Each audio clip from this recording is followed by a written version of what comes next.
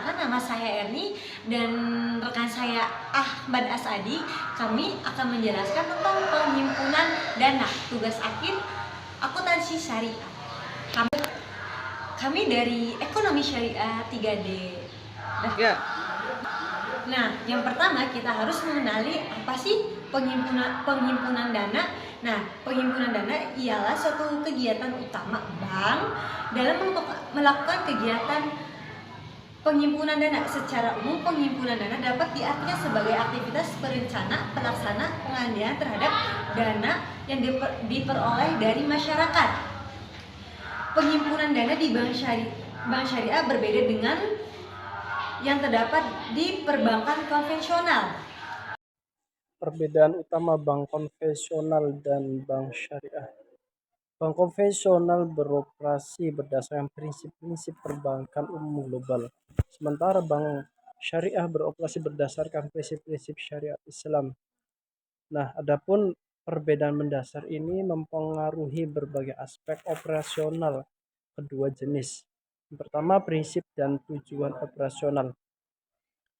Bank konvensional bertujuan untuk memaksimalkan keuntungan menggunakan sistem bebas nilai yang umum dianut masyarakat, mengedepankan prinsip keadilan, keseimbangan, kemaslahatan.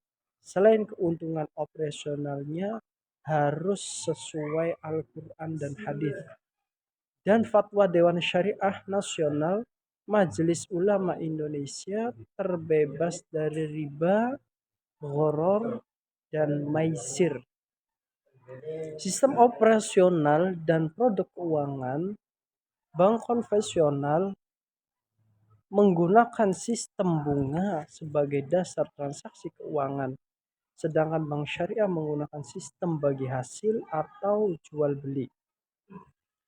Ini berdampak pada produk dan layanan yang ditawarkan seperti deposito, peminjaman, dan mungkin menawarkan produk unik seperti wakaf dan zakat.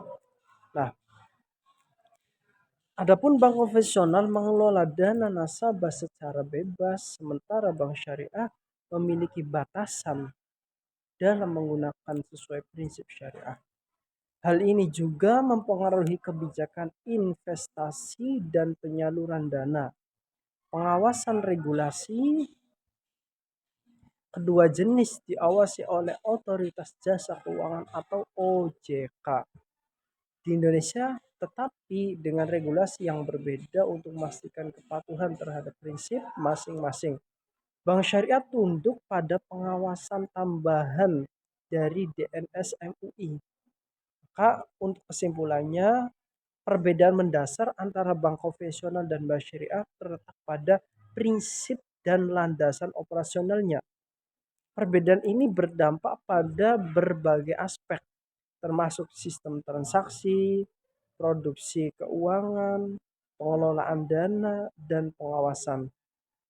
Pilihan antara keduanya tergantung pada preferensi dan nilai-nilai individu.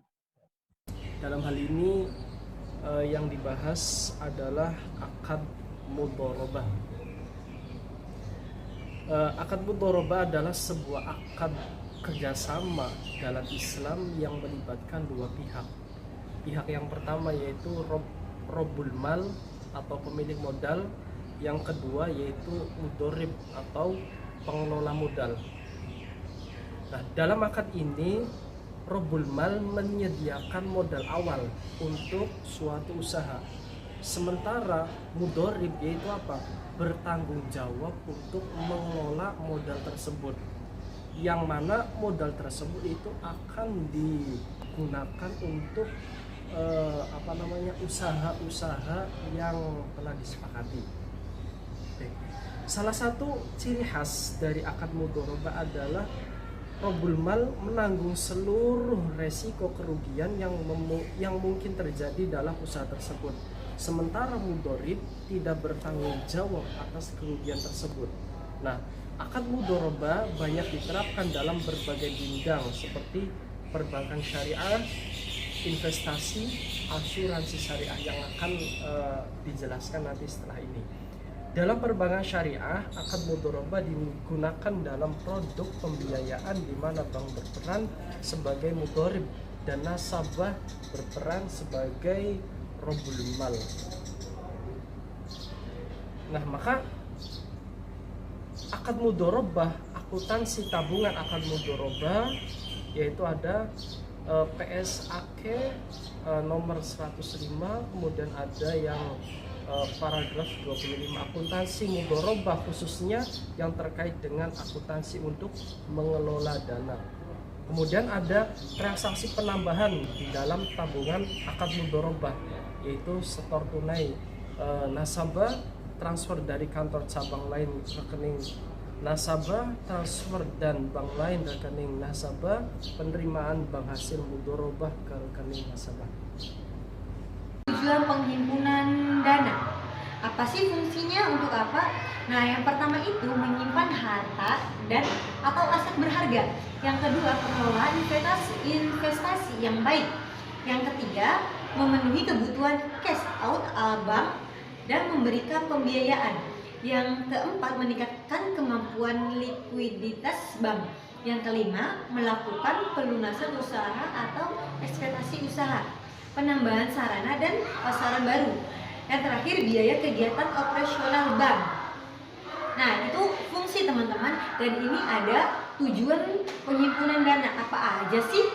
Yuk kita simak. Yang pertama itu mencapai tingkat profitabilitas yang cukup, tingkat resiko yang rendah. Yang kedua, mempertahankan kepercayaan masyarakat dan menjaga agar posisi likuiditas tetap aman. Teman-teman, itu yang bisa saya sampaikan. Kurang-kurangnya mohon maaf. Wabillahi wal taufiq wal hidayah. Wassalamualaikum warahmatullahi wabarakatuh. Bye bye. Sudah.